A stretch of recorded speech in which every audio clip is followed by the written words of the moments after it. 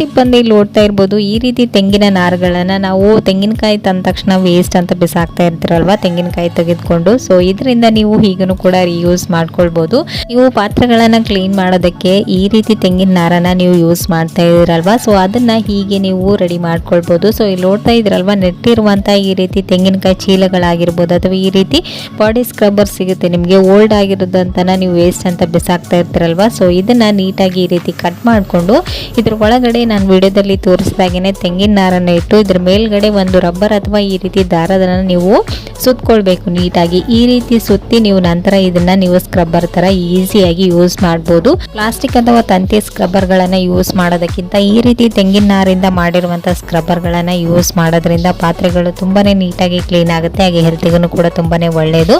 So ನೋಡಿದ್ರಲ್ವಾ ಎಷ್ಟು ಈಸಿಯಾಗಿ ಈ ಒಂದು ಸ್ಕ್ರಬ್ಬರ್ನ ರೆಡಿ ಮಾಡ್ಕೊಂಡ್ವಿ ಅಂತೇಳಿ. ಸೊ ವೇಸ್ಟ್ ಅಂತ ಬಿಸಾಕೋ ವಸ್ತುಗಳಿಂದ ಹೀಗೂ ಕೂಡ ಒಂದ್ಸರಿ ರಿಯೂಸ್ ಮಾಡ್ಕೊಂಡು ನೋಡಿ, ಓಕೆನಾ.